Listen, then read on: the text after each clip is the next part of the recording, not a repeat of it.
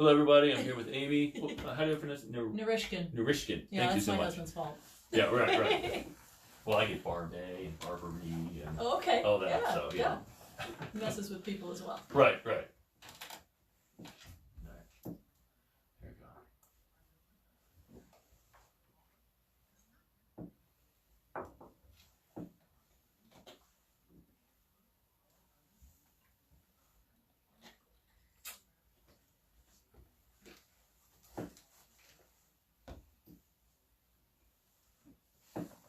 Got it.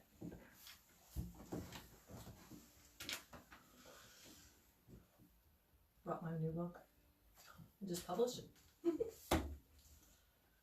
Hello. Excuse me. This is Matt Barbie with Time for Success Business Owner Moms Edition, where we dive into what it takes to be successful in business and life for moms. And I've got Amy Narishkin here with me. Say hi. Hi. Hi. Good morning. Good morning. And my name is Matt Barbie. I'm your host. I'm a speaker, trainer, coach.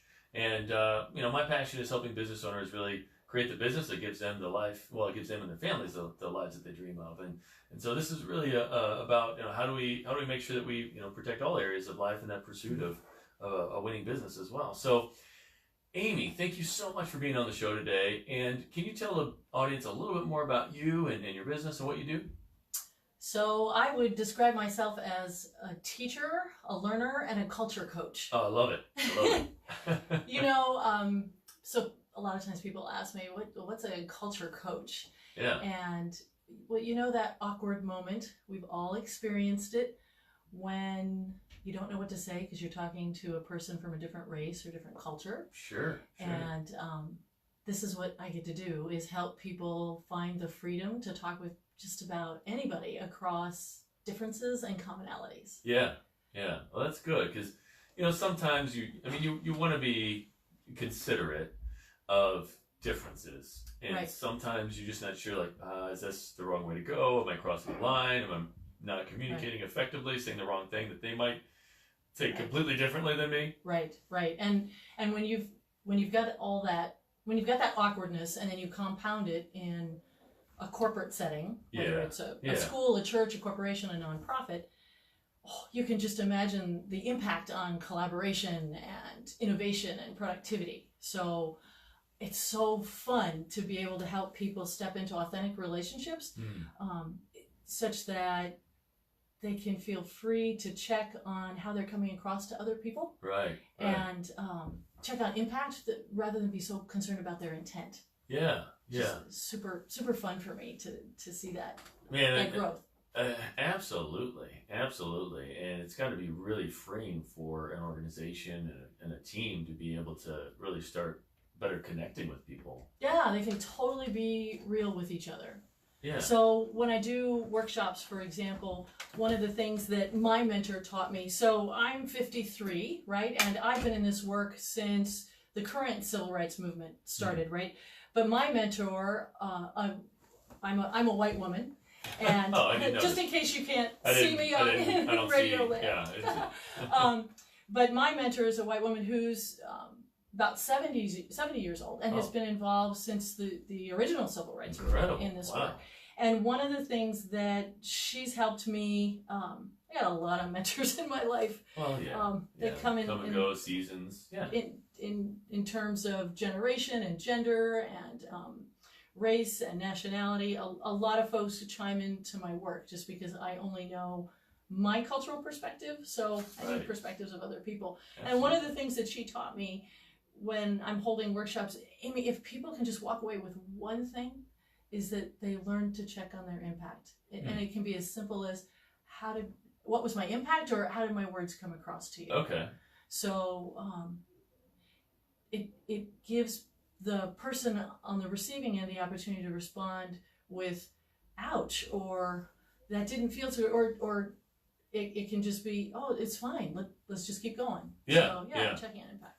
Well, it's interesting because sometimes when we talk about impact, we kind of think like legacy, or what am I doing in terms of like a bigger thing. In business sometimes, like as a business owner, I know people are like, oh, I just want to make a big impact. Right.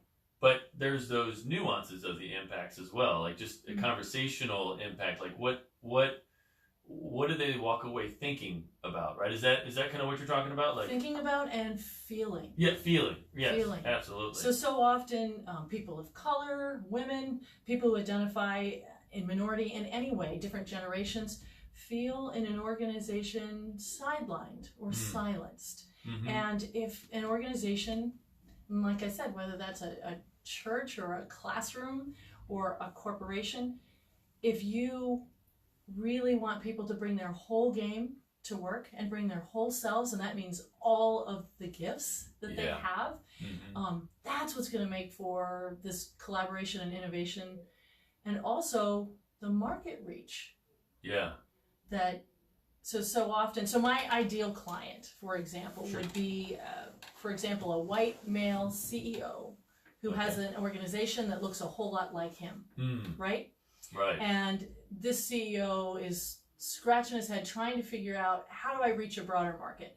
Well, in order to reach that broader market, you're going to have people around that look like that market, right? And in order to keep, not just hire, but retain, right? And promote people that are perceived as different, however, you know, it might be a physical disability, right? You're going to want to create an environment that has this sense of safety and belonging for everyone, including white men. Right. Right. Right. So an organization approached me recently, and he's an African American diversity officer, and he said, "Well, I know how to get all the minorities on board, but how do I get the white guys?" Yeah. And if you've got an environment that's really inclusive, everybody feels that they can contribute to the conversation. Yeah. And one of the things that I figured out is it's a skill set.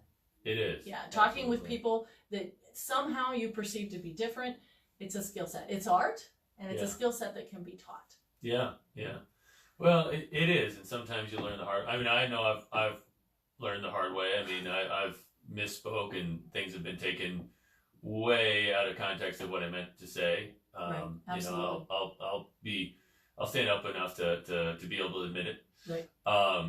But good for you. Right. It's not easy. Yeah. You know, and as a white male, it's not always easy too, because I mean, in today's society, there is a lot of push back against, you know, the patriarchal Caucasian based, you know, focus. Right. And so, you know, you, as somebody who you know, I care about other people. My focus is always about people. Yeah. And so as somebody who cares about them, you know, and trying to always like think, okay, how do I make this a win for everybody? Right. You know, it can be tough. It can be really tough to consider all that. It can be tough to consider what the needs are of the people you're talking to. Right. And, absolutely. And that can be kind of a hitch when you just diversify an organization, meaning everybody just looks different. You can actually make the culture you can create a culture of disunity, and you can make the problem worse, because just because we look diverse doesn't mean we can be in conversation with each other. Right. So it's just, I guess, just diverse just for the sake of diverse, as opposed to an integration. Work. Yeah, and actually there's research out there that you're actually going to lower productivity if you just make your environment diverse. But if you add cultural intelligence to that diversity, meaning people know how to navigate conversations across differences and commonality, now you're going to have an increase in productivity over having just everybody look the same, a homogeneous environment. So a diverse environment outperforms a homogeneous environment if they have cultural intelligence. That's good. Which is where I come in. Well, I mean, like, even that term that you mentioned of the gentleman who is a diversity officer. Yes. Right? I mean, to me, diversity officer almost sounds like they're policing the diversity, you know? I mean, that's my perception, right? That's true. And so... And they might just be watching numbers in the organization and making sure percentages reflect society, for example. Right. And that's what diversity does. And it's a great first step. And you need to know that you're going to potentially lower productivity and collaboration if you just stop there. Right. If you're just policing it, you know, like, oh, well, we've got to have these certain numbers that match the what we've said this is what diversity looks like in terms of Right. numbers, a certain percentage of this culture, a certain percentage of this culture, as opposed to, how do we just get different viewpoints in? How do we get different perspectives in it? I'm a John Maxwell coach. One of the things that I talk about is that everybody has a different version of reality. Everybody's got a different perspective. And so I guess one of the things that you key in on there is that each person is coming in with their own knowledge base, their own experiences, and can make can get a better sense of the whole picture for an organization. So whatever those problems might be within the organization, there's maybe different ways of looking at them and coming at them that a diverse culture can breed. Is that accurate? Am I explaining that correctly? And John Maxwell, you're right. I actually am reading one of his books right now. Oh, cool. He's spot on. Everybody is coming with a different perspective, and the outward diversity, whether it's disability, gender, race, generation, is kind of the tip of the iceberg. Yeah. What makes us unique is the stuff that's below the surface, kind of like the iceberg. All the big stuff is below the surface of the water, and it's our values and our assumptions and our perceptions that if an organization can tap into, can bring about extraordinary innovation and extraordinary relationships for the people within the organization. Yeah. So cultural intelligence is just like you're doing in this radio program. You're doing some deep listening. You're hearing people out. So where I start with, after a lot of folks that value diversity in an organization will ask me, well, diversity is important, but why can't we just all get along? Well, there's this thing called unconscious bias, right? And it sits back there. And so one of the workshops that I teach is how to outsmart unconscious bias. Right. And I can't do it alone because I've been enculturated one way, and you can't do it alone. But together, a group of people that have diverse perspectives, which a lot of times is based on how they appear, their different experiences. Sure. Together we can outsmart unconscious bias because we can notice how a culture might be leaning in favor of a hearing population as opposed to a deaf population, and they may need to attract some deaf employees to be more sensitive if that's their market. Right. So it's together that we can notice how bias is kind of infiltrated. But we got to be careful because now we've got some unconscious bias training, and we understand that bias is sitting back there, but then a lot of folks just don't know how to behave. We don't know how to be with each other. So the next thing that, the next workshop that I teach is called Exploring Empathy. It's the number one tool, and I actually go through the process of teaching people what empathy looks like and sounds like. Okay, can you give us like a little snippet of what does true empathy look like and sound like? So the fact that you're looking at me and you asked me a question that used my words, so you're paraphrasing the content and you're acknowledging me, and just by sitting here and inviting you, you're inviting me to feel seen and heard. And when somebody's having a tough time or feels sidelined or silenced, and somebody comes alongside just like you are for me now, and it asks somebody about their experience and hears them out without interruption and gives them eye contact and go, wow, that must be tough. Yeah. That's what empathy looks like and sounds like. Okay. And obviously in the workshop, we spend an hour and a half on it, and we do a deeper dive, and I pair people up, and there's nothing embarrassing about it. We just practice in pairs and give each other a little feedback. But that empathy piece is the next step. After you know that bias is there, how do I be with you? And empathy is a way to decenter a conversation. So one of the characteristics in a dominant culture, let me just dial back for a moment, if you don't mind. Please. Every country in the world has a majority culture and minority cultures. Does that sound about right? Well, that makes sense. I mean, I guess there's a certain percentage that's higher of a certain culture than another, right? Yeah, and you can call that majority culture a dominant culture. Sure. And you could call, in our country, you hear the term white culture. Right. So those are all terms for the same thing in the United States. But every country in the world has a dominant culture. Well, every organization too. Makes sense. has a dominant culture, Right. and minority cultures. And when you've got people playing by those majority culture rules, Yeah. And unaware of minority cultures, minority experiences, you've got a culture of assimilation because everybody just kind of needs to fit in. Right. Right. Right. Like the Borg. I don't know if you're a nerd. Exactly. But Yes. Star Trek. I'm a You're Star a little bit Trek of a nerd. nerd. Yes. Borg, All right, yeah. cool. It's futile. Resistance is futile. You'll Right, have yeah. to assimilate, Right, right? right. And they assimilate, and that's the way a lot of countries approach working with minorities. Just fit in, right? And that's Right. the way we were a culture of assimilation in the United States, pretty much until the original civil rights movement. And more we're moving toward a multicultural society, Right. where individual needs count, Yeah.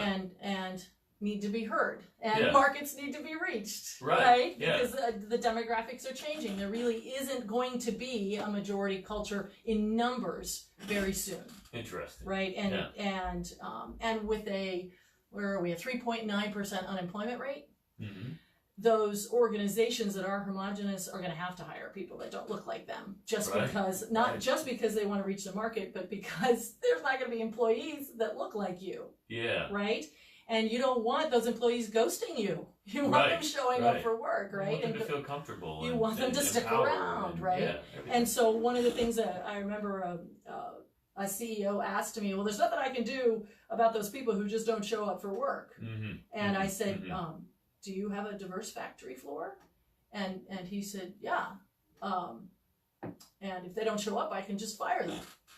Okay, all right. So did you want to talk about creating a more inclusive environment for them? No, I'm fine. I'm like, so then why are we having lunch? Right. And Right. so yeah. that's not the CEO that needs to be talking with me. It's the CEO that doesn't want to lose those people on the factory floor, for Yeah. example, right?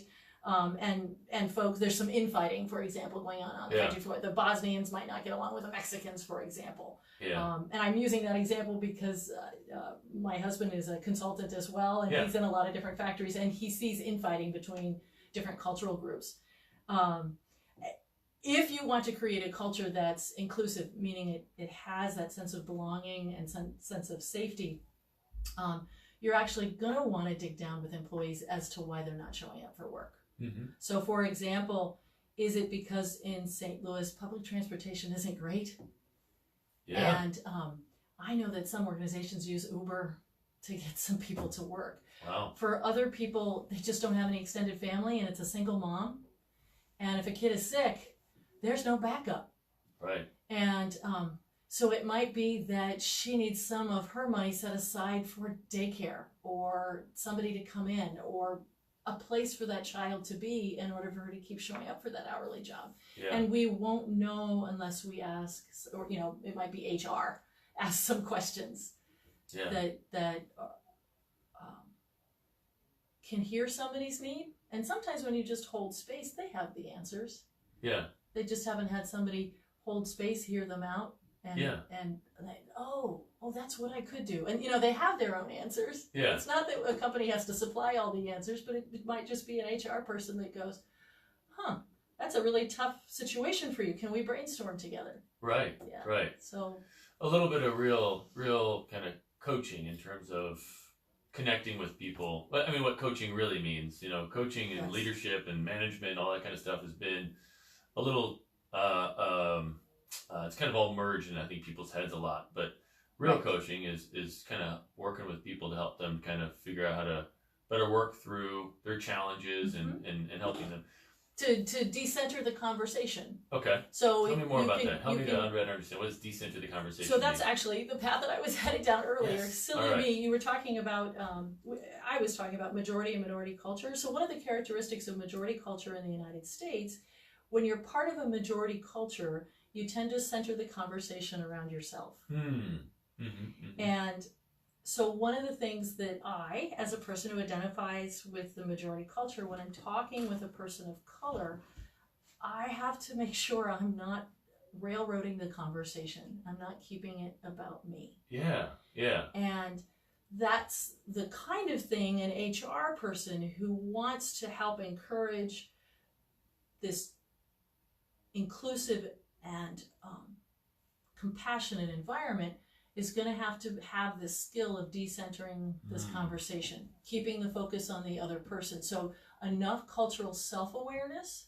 So what are the characteristics of the majority culture that get in the way of building a relationship? And so that's another workshop that I teach. Oh, wow. Yeah, So what are some examples there? So we might center the conversation around us. In majority culture in the United States, we are task-based instead of relationship-based. Okay, that's We a good are one. on linear time instead of flexible time, Mm-hmm. right? So, and that has a lot to do with the fact that we are an industrialized society. All the countries that got industrialized at the same time are working on task-based orientation with linear time. So the UK, Holland, Canada, the United States, Germany, we're all on linear time. We're all very task-based. We got to get things done. We put the relationship second. There's nothing wrong with that. All those economies rock.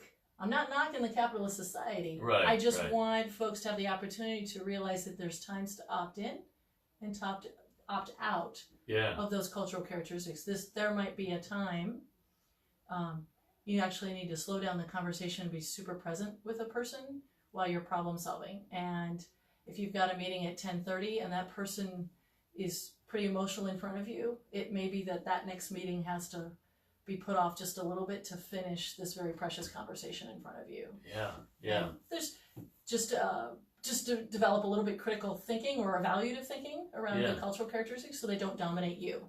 That's interesting. That's interesting. Yeah, because we are so task-based, but we forget that in a person's the performance resides first in the mind, right? And so if we don't cater to those issues, we're well, you just need to do better, but we're not really helping them to figure out how do they do better, right? In the context of the environment, their situation, and their life, right? And so that's interesting because I mean, I'm sure that the cultural training that you provide, that level of empathy expands beyond just colors of skin and whatnot. But I mean, it has to expand just between one person and the other because regardless of if it's another white male in front of me, absolutely, he's got a different life experience, right? Absolutely, right? And it's valid. Yeah, and it's important and it's valuable. Yeah, as if any one person doesn't have something to contribute. Yeah, yeah. Well, it's interesting because I was having a conversation with a client, and one of the salespeople had ran into some issues, and there's some family things that were going on. Yeah. And we talked about that, and those family things were kind of impacting the performance of the sales, and it's like, well, let's really look at what's going on there, and maybe if we can be more supportive and helpful, they can do better. And sure enough, I mean, it helps. So, yeah, you must be seeing like the groups that really take to heart what you're talking about. I'm sure they see performance increase all over the place. Yeah. And it's precious when people not only feel that sense of belonging and feel safe. Yeah, you're going to have innovation and productivity and profits skyrocket. Right. I mean, it's like win-win. Right.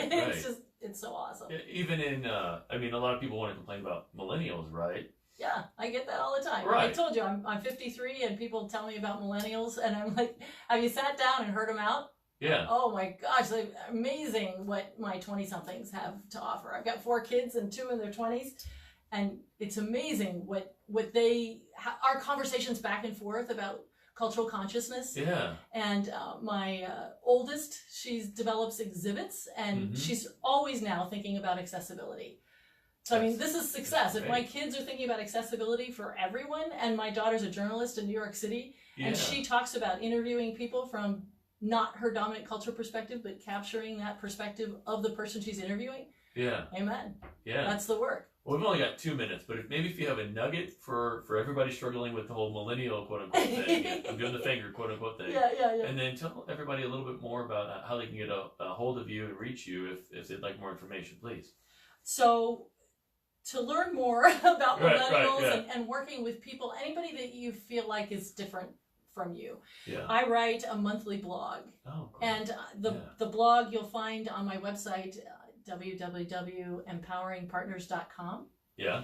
And in that blog, when a person asks me a question, I'll get that answered. Or Great. when I screw up some relationship opportunity, that's fodder for a blog. And so it always starts with a story and then a how-to, very practical. Yeah. And then very recently I've just... Oh, and you got a book. I've got a book called Awoke in Progress, an Yes. interactive journal. And I compiled my blog so that people can grow alongside with me. Oh, I love it. I love it. Well, it's Yeah. a process. I mean, we're all learning every day, right? Every day. Well, yeah. So Awoke in Progress. And if they want to get that, is that on like It's on Amazon. Great. I'm all grown up author. Awesome. Awesome. And what was your URL for your website again, your blog? So I'm Amy Narishkin, and my blog is at empoweringpartners.com. Empoweringpartners.com. Yes. Great. Well, thank you so much, everybody, for listening today. Thank you, Amy, for being on the show. Thank you. I think some people probably had some huge revelations today. So thank you. This has been Matt Barber with Time for Success, Business Owner Moms Edition. So fun. Well, heck, I don't even know if we got... You're good at what you do. Oh my God, you're good at what you do. Well, thank you. Thank you. I don't even know if we got into like the whole like being a business owner mom thing. I might have to. No, I don't even think we touched on it. But If I could ever get to come back and I get to talk about that part, yeah, there's definitely that we'll balance. have to figure out another way. Yeah, another conversation we can have. But I might have people back, or maybe just do little sidebar conversations.